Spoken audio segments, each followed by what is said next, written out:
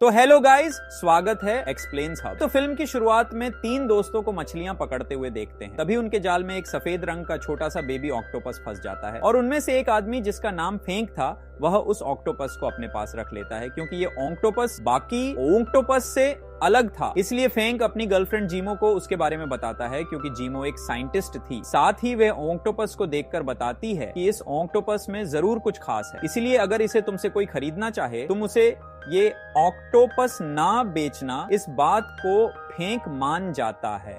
वहीं दूसरी तरफ एक भीड़ भाड़ वाले बीच पर एक जायंट ऑक्टोपस लोगों पर हमला कर देता है और देखते ही देखे कई लोगों को जान भी ले लेता है। साथ ही वहां के बाकी बचे हुए लोग किसी तरह अपनी जान बचाकर भागते हैं। इसके बाद अगले सीन में हम एक गेल नाम के आर्मी ऑफिसर को देखते हैं जो कि एक अनजान जगह से लेन नाम के आदमी को कुछ लोगों की कैद से छुड़वाता है। दरअसल लेन एक बहुत बड़ी बायोटेक कंपनी का मालिक था जहां पर तरह तरह की रिसर्च और एक्सपेरिमेंट होते रहते थे और इन एक्सपेरिमेंट की वजह से उसे किडनैप किया गया था। अब छुटते ही लीन जीमू से जाकर मिलता है क्योंकि वह एक अच्छी साइंटिस्ट थी, इसीलिए लीन उसे अपनी कंपनी के एक खास रिचार्ज जिसमें वह लोग जीन्स और म्यूटेशन जैसे सब्जेक्ट पर काम कर रहे थे, इसमें लिंक उसे शामिल होने का कहता है। मगर इसके लिए पहले तो जीमो मना करती है, पर जब लेन कहता है कि इसके बदले वो उसकी अगली 5 साल की किसी भी रिसर्च को फंडिंग करने के लिए तैयार है तो जीमो मान जाती है। अब लेन अगले दिन सीधा फेंक से मिलने के लिए जाता है जहां वह उसे उस बेबी ऑक्टोपस के बदले ढेर सारे पैसे ऑफर करता है, जिस ऑफर को फेंक ठुकरा देता है और बेबी ऑक्टोपस को किसी भी कीमत पर बेचने से मना कर देता है। इसके बाद वहां फेंक से मिलने जिमू आती है जो कि फेंक से कहती है कि हाल ही में बीच पर एक जायंट ऑक्टोपस ने हमला किया था, मुझे लगता है कि तुम्हारे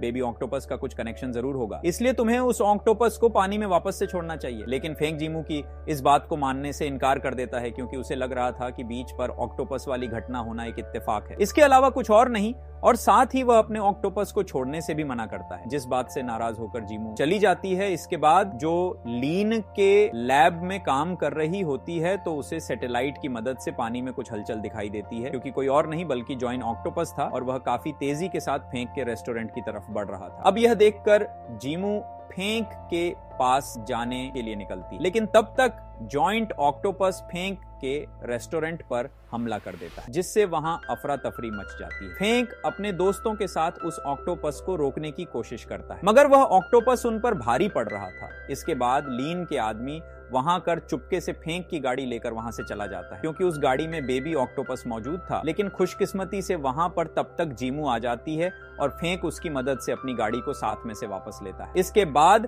फेंक को लेकर अपने घर जाती है, लेकिन उसे ऑक्टोपस ने फेंक का रेस्टोरेंट पूरी तरह से तबाह कर दिया था, इसलिए वह उदास था। यहाँ जिमू उसे दिलासा देने की कोशिश करती है। अब क्योंकि फेंक को अपना रेस्टोरेंट फिर से खड़ा करना था, इसलिए वो अपनी बेबी ऑक्टोपस को लिन के हाथों बेच देता है, जिस बात से जिमू उस पर गुस्सा करती है, क्योंकि उसे लग रहा था कि बेबी ऑक्टोपस की वजह से ही शायद जायंट ऑक्टोपस ने यह सब किया। लेकिन यहां भी फेंक जीमू की बातों पर ध्यान दिए बिना वहां से चले जाता है। जिसके बाद अगले सीन में हम देखते हैं कि जायंट ऑक्टोपस फेंक के दोनों दोस्तों को फिशिंग करने के दौरान मार डालता है। वहीं दूसरी जीमू को लैब में पता चलता है कि जॉइंट ऑक्टोपस और बेबी ऑक्टोपस का डीएनए एकदम सेम है, तो मतलब उन दोनों में माँ बेटे का रिश्ता है और यही वजह है कि जायंट ऑक्टोपस अपने बच्चे को हासिल करने के लिए ये सब कर रही है। और साथ ही जीमू ये भी समझ जाती है कि जॉइंट ऑक्टोपस म्यूटेशन एक्सपेरिमेंट का नतीजा है, जिस पर वह भी काम कर रही है। इसके बाद हम लीन को देखते हैं। अपने ग्रैंडफादर से जुड़ी चीजों को देख रहा था, जिसमें एक आधा टूटा हुआ बैच भी मौजूद था, जिस पर लीन बौखलाकर अपनी म्यूटेशन की रिसर्च को पब्लिश कर देता है, क्योंकि उसे वो नहीं मिल पा रहा था जो उसे चाहिए था। यहाँ लीन क्या चाहता था ये हमें थोड़ी देर में जानने को मिल जाएगा। लीन के ऊपर ऑफिसर गेल और उसके आदमी अटैक कर देते हैं। गेल लीन से कहता है कि आखिर उसने इस बारे में उससे क्यों छुपाया। अब गेल के दबाव डालने पर लीन उसे बताता है कि उसकी ग्रैंडफादर एक साइंटिस्ट थे, जिनसे जर्मनी ने जबरदस्ती यहाँ एक सीक्रेट रिसर्च बेस पर म्यूटेशन का कुछ एक्सपेरिमेंट करने के लिए कहा और फिर उन्होंने कई सारे पानी के जीव जंतुओं के ऊपर रिसर्च की, मगर सभी के रिजल्ट नेगेटिव आए। मगर